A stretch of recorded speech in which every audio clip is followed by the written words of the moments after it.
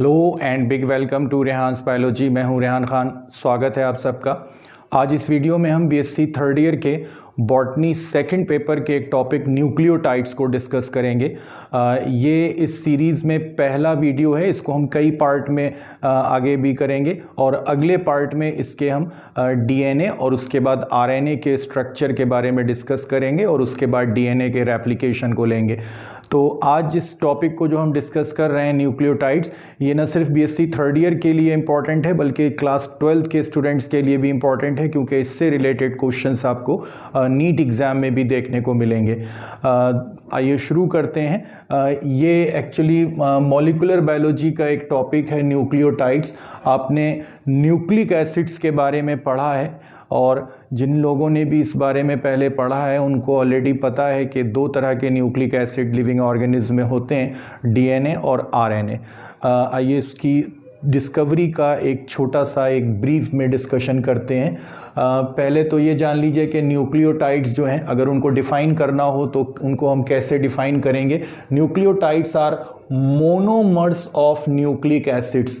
आप उनको building blocks भी कह सकते हैं। तो न्यूक्लियोटाइड्स जो हैं वो बिल्डिंग ब्लॉक्स हैं न्यूक्लिक एसिड्स के, और न्यूक्लिक एसिड्स अपने आप में एक तरह के पॉलीमर्स हैं जो हमारे शरीर में या हमारी जीवित कोशिकाओं में डीएनए यानी कि डीऑक्सी राइबो न्यूक्लिक एसिड और आरएनए यानी कि राइबोज न्यूक्लिक एसिड के रूप में पाए जाते हैं। दो तरह के न्यूक्लिक एसिड हमारे शरीर में हैं और दोनों तरह के न्यूक्लिक एसिड्स के जो बिल्डिंग ब्लॉक्स हैं वो न्यूक्लियोटाइड्स हैं। तो अगर आपको डिफाइन करना हो, अगर आपको परिभाषा देनी हो न्यूक्लियोटाइड्स की, तो न्यूक्लियोटाइड्स आर बिल्डिंग ब्लॉक्स और मोनोमर्स ऑफ न्यूक्लिक एसिड्स, यानी कि न्यूक्लियोटाइड्स जो हैं वो न्यूक्लिक एसिड्स के घटक हैं या उनको बनाने वाली संरचनाएं हैं। अब जो डिस्कवरी है इनकी, ये बहुत इंटरेस्टिंग है। यहाँ पर एक नाम लिखा है, इसको याद रखिएगा। जोहान फ्रेडरिक माइशर, ये एक स्विट्ज़रलैंड के रहने वाले वैज्ञानिक थे और एक फिजिशियन थे। उन्होंने अपने लैब में कुछ ऐसी बैंडेज को लाकर एक्सपेरिमेंट किए, उनकी स्टडी की जो मरीज़ों के घाव से निकाली गई बैंडेज थी और उनके साथ काफ़ी सारी पस सेल्स भी थी। तो उन पस सेल्स में से WBCs को निकालकर और उनके न्यूक्लियस में उन्होंने एक मटेरियल को डिस्कवर किया। बाद में केमिकली एग्जामिनेशन के बाद उनको पता चला कि जो WBCs यानी कि वाइट ब्लड कॉर्पसल्स के न्यूक्लियस से उन्होंने जो मटेरियल आइसोलेट किया है, ना तो वो प्रोटीन है, ना वो लिपिड है और ना वो कार्बोहाइड्रेट है। तो जो फ्रेडरिक माइशर साहब थे उनको लगा कि ये बिल्कुल एक नए तरह का कंपाउंड है और चूंकि वो न्यूक्लिक एसिड से प्राप्त, न्यूक्लियस के अंदर से प्राप्त किया गया है, केंद्रक से मिला है, तो इसलिए उन्होंने उसको नाम दिया न्यूक्लिन।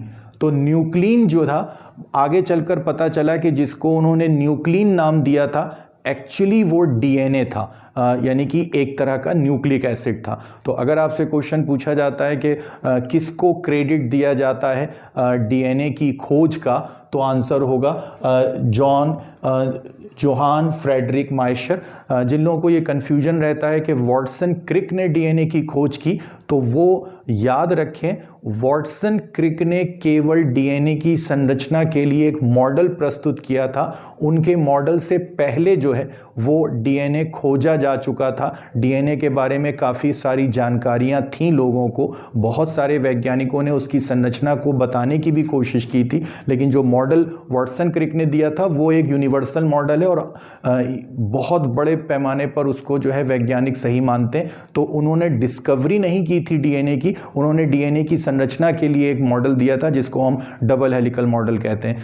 तो न्यूक्लियस के भीतर जो न्यूक्लिन नाम का पदार्थ डिस्कवर किया था माइशर ने, वो एक्चुअली न्यूक्लिक एसिड थे जिनको हम अब जानते हैं कि वो डीएनए आरएनए के रूप में होते हैं। और अगर उनकी संरचना आप देखें डीएनए आरएनए की, तो वो लंबे सूत्र के रूप में, लॉन्ग चेन्स के रूप में होती है और वो जो चेन है वो छोटी छोटी इकाइयों से मिलकर बनी होती हैं। वही इकाइयाँ जो हैं उनको न्यूक्लियोटाइड्स कहते हैं। तो न्यूक्लियोटाइड्स आपस में जुड़कर लंबी श्रृंखलाएं बनाते हैं, लॉन्ग चेन्स बनाते हैं, जिनको पॉलीन्यूक्लियोटाइड चेन्स कहेंगे, और वो चेन्स जो हैं वो न्यूक्लिक एसिड बनाएंगी, चाहे वो डीएनए हो या आरएनए हो।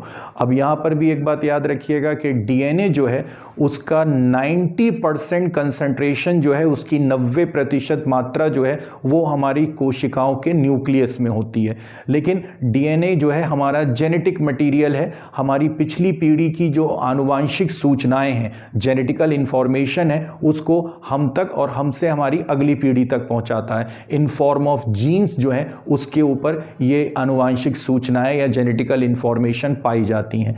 और जो जीन्स हैं वो न्यूक्लियोटाइड्स का क्रम होता है डीएनए के ऊपर, यानी कि specific sequence of nucleotides on DNA called gene.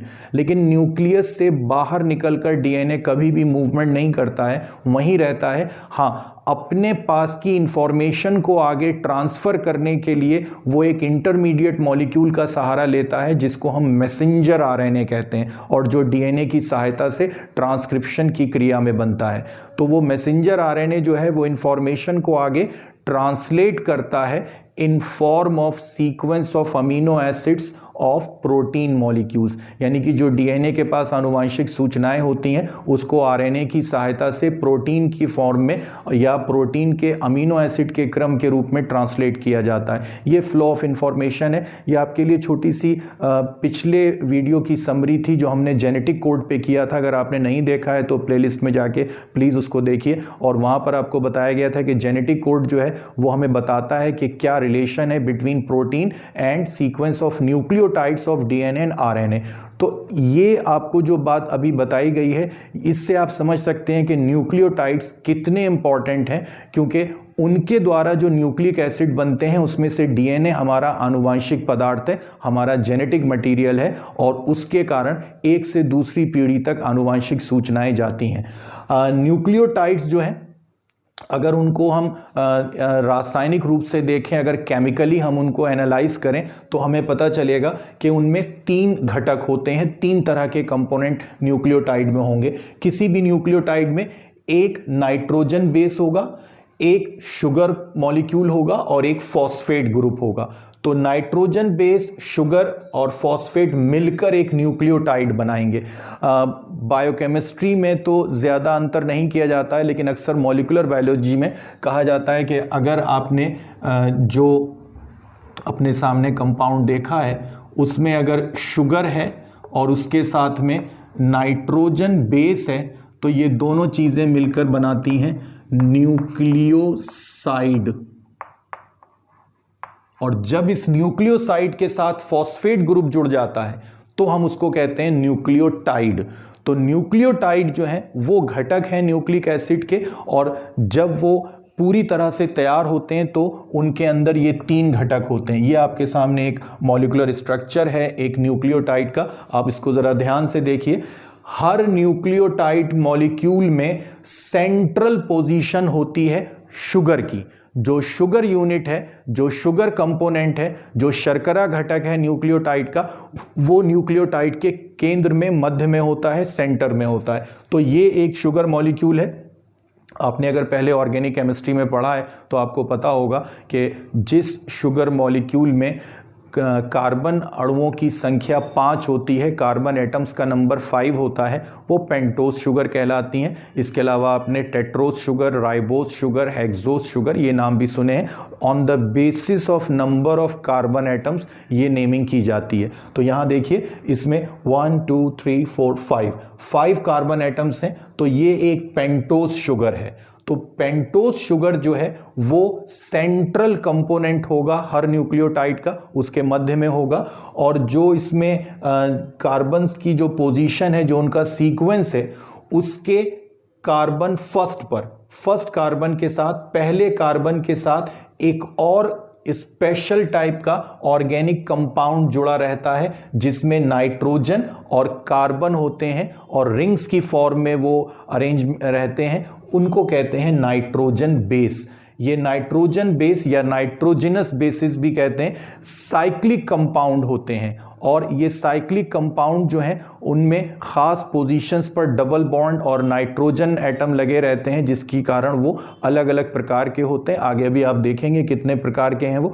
तो ये एक नाइट्रोजन बेस है और ये नाइट्रोजन बेस इस पेंटोज शुगर के पहले कार्बन पर यानी कि फर्स्ट कार्बन पर लगा होगा। जो कार्बन 5 है, जो इस शुगर का 5वां कार्बन है, उसके साथ एक फॉस्फेट ग्रुप लगा है। तो शुगर, नाइट्रोजन बेस और फॉस्फेट, ये तीनों मिलकर एक न्यूक्लियोटाइड बनाएंगे। तो न्यूक्लियोटाइड जो है वो ऐसे ऑर्गेनिक कंपाउंड हैं जो न्यूक्लिक एसिड बनाते हैं और ख़ुद उनकी संरचना 3 घटकों से मिलकर बनी है। अब इनको थोड़ा सा डिटेल में डिस्कस करते हैं। जिसकी हमने यहाँ पर बात करी है नाइट्रोजन बेस की। तो नाइट्रोजन बेस या नाइट्रोजिनस बेसिस जो हैं, अभी जैसा आपसे कहा कि उनमें नाइट्रोजन और कंपाउंड होता है, तो वो साइक्लिक स्ट्रक्चर्स हैं और उनके अंदर रिंग्स में ये उनके कंपोनेंट लगे रहते हैं। तो अपने स्ट्रक्चर के बेस पर, अपने कॉम्पोजिशन के बेस पर नाइट्रोजन बेसिस जो हैं वो 2 तरह के होते हैं। प्यूरीन बेसिस जिनमें डबल रिंग होती है, जैसे हमें यहां दिख रही हैं, ये 2 साइक्लिक रिंग है, और जिनमें एक सिंगल रिंग होगी उन्हें कहेंगे पिरिमिडीन बेसिस। तो नाइट्रोजन बेसिस जो हैं उनमें एक अमीनो ग्रुप पाया जाता है, इसलिए वो बेसिक नेचर के होते हैं और जो भी बेसिक इफेक्ट डीएनए का होता है वो नाइट्रोजन बेसिस की वजह से होता है, लेकिन फॉस्फेट के कारण वो एसिडिक नेचर का हो जाता है। तो नाइट्रोजन बेस जो है वो बेसिक नेचर के ऑर्गेनिक कंपाउंड हैं। अगर उनकी संरचना में 2 साइक्लिक रिंग होंगी तो वो प्यूरीन बेस कहलाएंगे, और अगर उनकी संरचना में 1 साइक्लिक रिंग होगी तो उनको पिरिमिडीन बेस कहेंगे। अब देखिए, जो प्यूरीन है वो भी 2 तरह के हैं, एडिनिन और ग्वानिन, जिनको हम ए और जी से डिनोट करते हैं। पिरिमिडीन बेसिस जो है वो टोटल 3 टाइप्स के हैं, साइटोसिन, थाइमिन और यूरेसिल। अब ये अलग बात है कि इसमें से थाइमिन जो है वो केवल डीएनए में पाया जाने वाला नाइट्रोजन बेस है और यूरेसिल जो है वो केवल आरएनए में पाया जाने वाला नाइट्रोजन बेस है। तो इसके कारण ये कुल मिलाकर 4 मेन टाइप हो जाती हैं, 2 प्यूरीन और 2 pyrimidine. Adenine, guanine, cytosine, thymine ये आपको डीएनए में मिलेंगे, और एडेनिन, ग्वानिन, साइटोसिन और यूरेसिल ये आपको आरएनए में मिलेंगे। तो नाइट्रोजन बेसिस जो है प्यूरीन और पिरिमिडीन में से कोई एक टाइप जो है वो न्यूक्लियोटाइड के फर्स्ट कार्बन के साथ अटैच रहेगा। अब सेंट्रल कंपोनेंट की बात करते हैं, जो शुगर की फॉर्म में होता है हर न्यूक्लियोटाइड में, और वो 5 कार्बन एटम वाली शुगर है जिसको पेंटोज शुगर कहते हैं, लेकिन उसमें भी थोड़ा सा डिफरेंस है। डिफरेंस उसमें यह है कि जो सेकेंड कार्बन है, ये जो सेकेंड कार्बन है, यहां पर अगर हाइड्रोक्सिल ग्रुप लगा है, OH ग्रुप लगा है, तो ऐसी शुगर कहलाती है राइबोज शुगर। अगर सेकेंड कार्बन पर पेंटोज शुगर के हाइड्रोक्सिल ग्रुप लगा है, OH ग्रुप लगा है, तो इसको राइबोज शुगर कहेंगे। और ये जो शुगर है वो आपको उन न्यूक्लियोटाइड्स से मिलेगी जो आरएनए बनाते हैं, जिनको राइबो न्यूक्लियोटाइड्स कहते हैं और जिनका आरएनए बना होता है। लेकिन अगर इस सेकंड कार्बन पर केवल हाइड्रोजन एटम लगा है, हाइड्रोक्सिल ग्रुप नहीं है, ऑक्सीजन एब्सेंट है, तो इसको कहेंगे डीऑक्सी राइबोज शुगर। और ऐसी जो शुगर होगी वो डीएनए में पाई जाती है। तो डीएनए के जो न्यूक्लियोटाइड हैं वो इसी कारण डीऑक्सी राइबो न्यूक्लियोटाइड्स कहलाते हैं। तो जो डीएनए है उसका नाम इसीलिए डीऑक्सी राइबो न्यूक्लिक एसिड पड़ा है, क्योंकि उसके न्यूक्लियोटाइड्स में पाई जाने वाली जो कंपोनेंट शुगर है वो डीऑक्सी राइबो शुगर होती है, जिसके सेकंड कार्बन पर हाइड्रोजन एटम होता है। लेकिन जो आरएनए है उसके न्यूक्लियोटाइड्स राइबो न्यूक्लियोटाइड्स कहलाते हैं, और उसकी जो शुगर कंपोनेंट है उसके सेकंड कार्बन पर हाइड्रोक्सिल ग्रुप लगा होता है। ये याद रखिएगा, ये डीएनए और आरएनए के बीच का भी अंतर है एक इंपॉर्टेंट, और इसके अलावा ये राइबोज और डीऑक्सी राइबो शुगर में अगर आपसे अंतर करने को कहा जाएगा तो वहां पर भी आप यही अंतर बताते हैं। तो शुगर जो है पेंटोज है, जो राइबोज या डीऑक्सी राइबो शुगर की फॉर्म में हो सकती है। इसके बाद फॉस्फेट की बात करते हैं, जो फॉस्फेट ग्रुप यहाँ पर लगा हुआ है, जिसके कारण न्यूक्लियोसाइड जो है वो न्यूक्लियोटाइड में बदल जाता है। तो फॉस्फेट ग्रुप जो है वो एक 5वां कार्बन जो है शुगर का उसके साथ जुड़ा रहता है।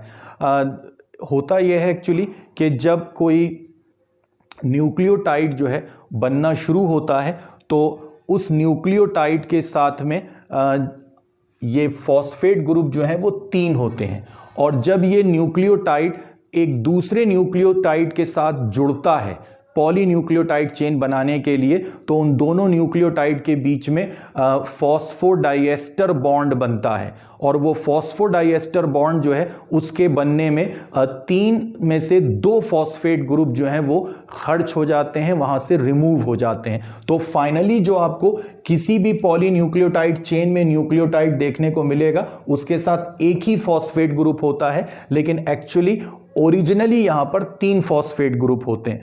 तो ये एक छोटा सा पॉइंट है, आपके लिए याद रखिएगा कि जब कभी भी पॉलीन्यूक्लियोटाइड चेन बनती है, चाहे वो आरएनए की बने या डीएनए की बने, तो 2 न्यूक्लियोटाइड जो आपस में जुड़ेंगे उसमें से एक न्यूक्लियोटाइड का जो 3rd कार्बन है वो दूसरे न्यूक्लियोटाइड के 5th कार्बन के साथ जुड़ जाता है, और दोनों के बीच में फॉस्फोडाइएस्टर बॉन्ड बनता है, और वो फॉस्फोडाइएस्टर बॉन्ड जो है वो 2 फॉस्फेट ग्रुप के रिमूवल से बनता है, और इसी वजह से जो हम न्यूक्लियोटाइड देखते हैं किसी पॉलीन्यूक्लियोटाइड चेन में उसमें केवल हमें एक फॉस्फेट ग्रुप दिखता है।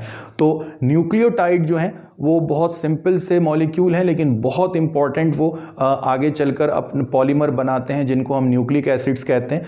अब आपके लिए कुछ ध्यान रखने वाली बात है, अगर आपके सामने इस तरह से नाम दिए हैं एडेनिन और एडिनोसाइन, साइटोसिन और साइटिडीन, ग्वानिन और ग्वानोसाइन, और थायमिन और थायमिडीन, कुछ लोग इनको सिनोनिम की तरह इस्तेमाल करते हैं जबकि ये तरीका गलत है, ये सिनोनिम नहीं है।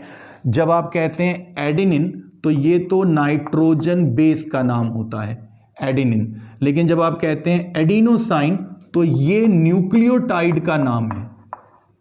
तो न्यूक्लियोटाइड है एडिनोसाइन और एडेनिन जो है वो नाइट्रोजन बेस है। इसी तरह से साइटोसिन ये नाइट्रोजन बेस है, और साइटिडीन जो है वो न्यूक्लियोटाइड है। ग्वानिन ये नाइट्रोजन बेस है और ग्वेनोसाइन ये न्यूक्लियोटाइड है। थायमिन ये नाइट्रोजन बेस है और थायमिडीन ये न्यूक्लियोटाइड है। तो ये चारों जो राइट हैंड साइड पे लिखे हैं ये न्यूक्लियोटाइड हैं, और जो लेफ्ट हैंड साइड पे लिखे हुए हैं वो नाइट्रोजन बेस हैं। ज़रा इस अंतर को याद रखिएगा, आपके बहुत सारे कन्फ्यूजन दूर हो जाएंगे जो अक्सर पढ़ते समय आपके सामने आते हैं। तो अगर इस तरह से लिखा जा रहा है तो वो न्यूक्लियोटाइड्स हैं और ये नाइट्रोजन बेसेस हैं। जो न्यूक्लियोटाइड्स आगे चलकर पॉलीन्यूक्लियोटाइड चेन्स बनाएंगे उनमें जो फ्री कार्बन है, चाहे वो 5th कार्बन फ्री हो, अगर वो किसी दूसरे न्यूक्लियोटाइड के साथ में नहीं जुड़ा है थ्रू फॉस्फेट डाइएस्टर बॉन्ड, या उनका 3रा कार्बन फ्री है जो किसी अपने नीचे वाले न्यूक्लियोटाइड के साथ नहीं जुड़ा है, उस बेस पर उस पॉलीन्यूक्लियोटाइड चेन का एक सिरा 3 प्राइम एंड और एक सिरा 5 प्राइम एंड कहलाता है। जब हम डीएनए की संरचना पढ़ेंगे तो वहां पर इस बात को डिटेल में डिस्कस करेंगे कि 5 प्राइम एंड का क्या मतलब है, 3 प्राइम एंड का क्या मतलब है, और वो डीएनए की दोनों चेन आपस में कैसे कंबाइन करती हैं। हाँ, एक बात याद रखिएगा, जब डबल स्ट्रैंडेड मॉलिक्यूल बनता है यानी कि द्विसूत्री डीएनए बनता है या 2 पॉलीन्यूक्लियोटाइड चेन वाला डीएनए बनता है जो कि लिविंग सेल्स में नॉर्मली होता है, तो उसमें ये नाइट्रोजन बेसिस जो हैं ये आपस में जोड़े बनाते हैं, और जो जोड़े बनते हैं वो हमेशा एक प्यूरीन और एक पिरिमिडीन के बीच में बनेंगे, और इसमें भी फिक्स है। एडेनिन का जोड़ा बनेगा थायमिन के साथ और ग्वानिन का जोड़ा बनेगा साइटोसिन के साथ। एडेनिन और थायमिन के बीच में डबल हाइड्रोजन बॉन्ड होंगे और ग्वानिन और साइटोसिन के बीच में ट्रिपल हाइड्रोजन बॉन्ड होंगे। क्या फ़ायदा होता है इनका, ये आगे जब हम डीएनए का स्ट्रक्चर पढ़ेंगे तब देखेंगे। जो बीएससी 3rd ईयर के स्टूडेंट हैं वो याद रखें कि उनके पेपर में बहुत कॉमनली शॉर्ट नोट पूछा जाता है न्यूक्लियोटाइड्स के नाम से, तो आप इन पॉइंट्स के बेस पर और इस डायग्राम की हेल्प से आप एक अच्छा नोट लिख सकते हैं। और ये नोट के अलावा आपके लिए बहुत इंपॉर्टेंट है ऑब्जेक्टिव क्वेश्चन के पर्पज से, खासतौर से जो नीट के एस्पिरेंट हैं वो याद रखें कि न्यूक्लियोटाइड्स के बारे में काफ़ी सारा क्वेश्चन उनसे पूछे गए हैं, पहले भी आगे भी पूछे जा सकते हैं।